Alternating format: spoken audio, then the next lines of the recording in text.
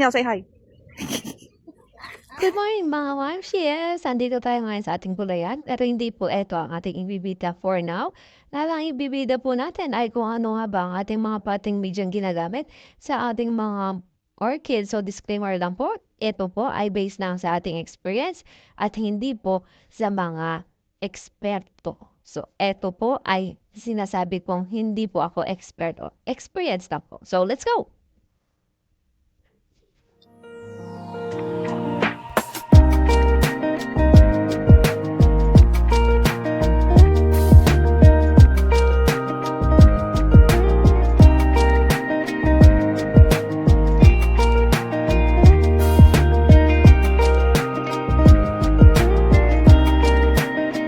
Mga mamshis, dito tayo sa libreng pating meat sa aso. Sabi ko nga po, ay, eto yung available po dito sa amin.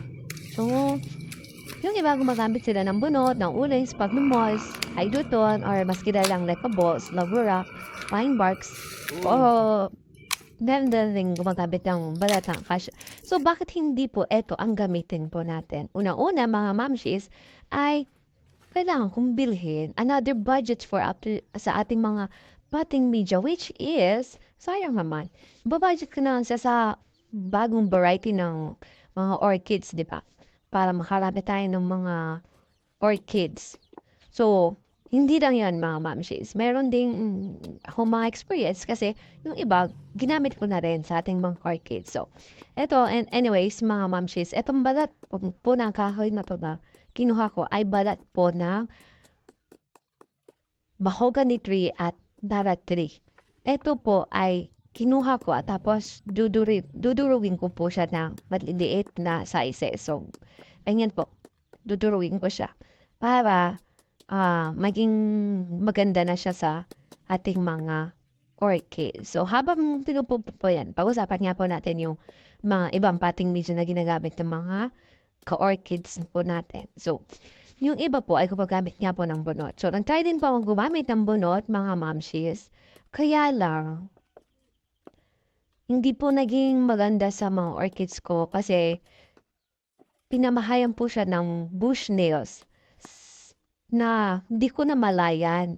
Hindi ko siya nakita. Kasi dun pala sa pinakaloob na ating bunot natin ay may mga namahay na bush nails which is kinain nila yung mga bagong ugat ng orchids natin na naging sanhi para mamatay yung mga orchids natin. Nagulat na lang ako ba? Kaya bumagsak na yung mga dahon ng orchids ko. Nung napalit po ako ng potting media, dun ko po nakita na dun pala sa bunot ay mayroon ng mga bush snails na nanirahan. So, meron din mga itlog na doon. So, ayoko na rin po ng bunot. At the same time, yung bunot po ay madali po siyang mabulok na kailangan kong palitan. Wala pang 1 year or more than a year lang. Magpapalit ka na. Yung uling naman po, pwede naman po yung mga uling. Sa uling, kailangan kong bumili ulit. Tapos, ipaprocess na lang. Pero sabi ko nga, sayang naman kung bibili pa ako. Ganun din po yung mga sphagnum moss. Sa sphagnum moss naman po, ang naging ayoko lang po rito sa sphagnum moss is hindi po siya madaling matuyo.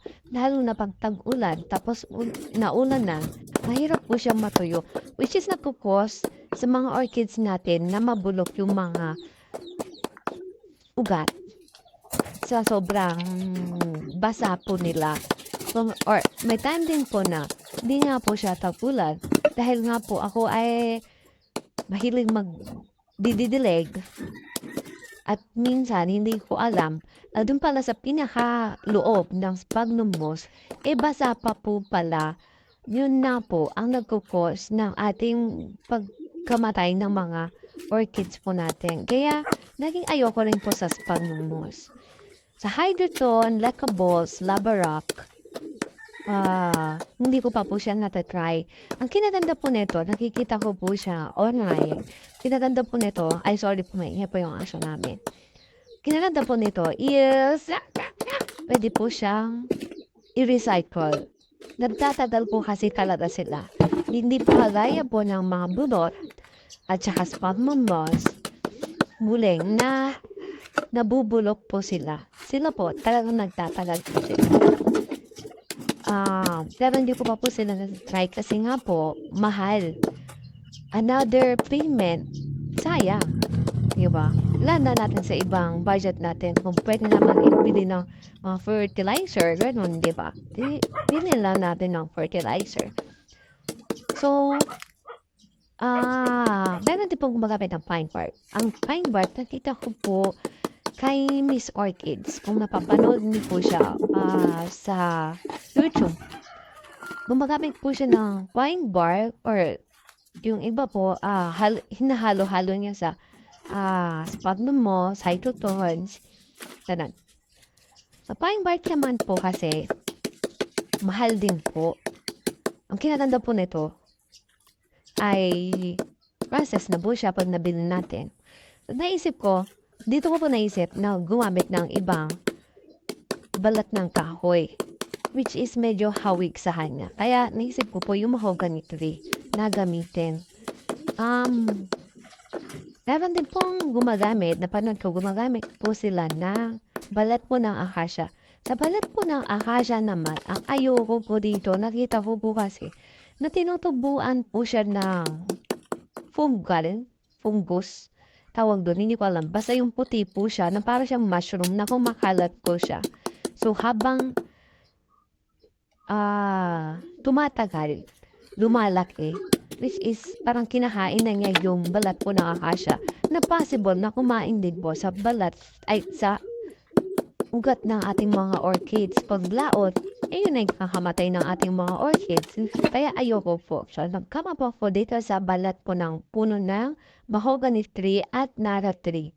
Ang balat po ng mahogany tree at nara tree ay nandito lang po sa amin na libre. Nakita ko po siya one time dito sa amin. Kaya sabi ko, medyo hawig siya sa pine bark.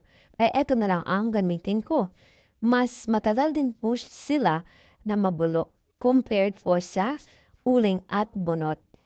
So, ang ginagawa ko lang po, para pumamatay po yung mga fungus niya, kung meron mang kumapit ng fungal or bacteria sa ating gagamitin na balat ng kahoy, ay nilalagyan ko po siya ng mainit na tubig. Binababad ko po sila sa mainit na tubig. Yan. So, eto po, madalas ginagawa ko ay 24 hours na silang ibababad ko hanggang sa lumamig na po yung tubig at aalisin ko na lang po sila sa tubig. Pwede naman po na after an hour, 30 minutes, okay na po yun.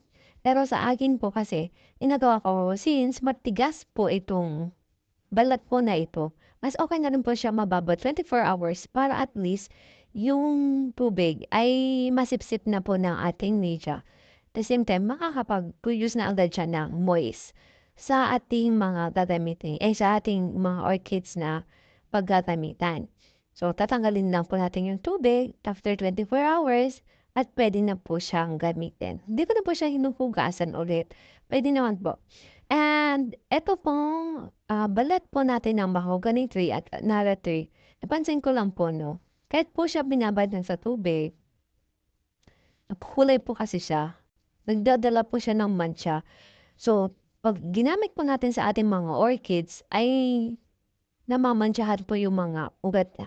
So, nagkukulay brown po siya. So, mapapansin po natin, eto lang po hindi maganda talaga sa kanya. At sa akin, sa experience ko, magkukulay po yung ugat niya na parang patay na po yung ugat ng orchids. Pero pag laon, makikita po natin na magiging white din po yung mga ugat na yon. At magiging lalabas na po siya na bagong root tips. So, yun po yung niya. Pero okay naman po siya. So far, ayun nga po, nakakapagpabulaklak na po tayo sa ating mga orchids gamit po ito. So, eto po, mapapansin niyo po, nilagyan ko po siya ng sphagnum moss. Kasi po yung sa mga aking mga phalaenopsis, tinatanggal ko po kasi sila. Pag nabili natin, nakatanim po sila sa sphagnum moss. Pero ako po, tinatanggal ko po yan at pinapalitan ko po sila ng ating balat ng kahoy. Pero ang nito, nilalagyan ko po sila sa pap or minimix ko po sila sa ating media na balat ng kahoy. Kasi yung mga pinagtanggalan natin ng sphagnum moss, nilalagay ko sa top or minimix po para naman po meron pa rin po silang wax kasi especially now na summer na po, madali po talaga kasing matuyo itong ating mga balat ng kahoy na ito. Kaya yung tinatanggal ko na sphagnum moss, minimix ko na lang po para meron po mag-hold ng moisture sa ating mga potting media. So ayan nga po.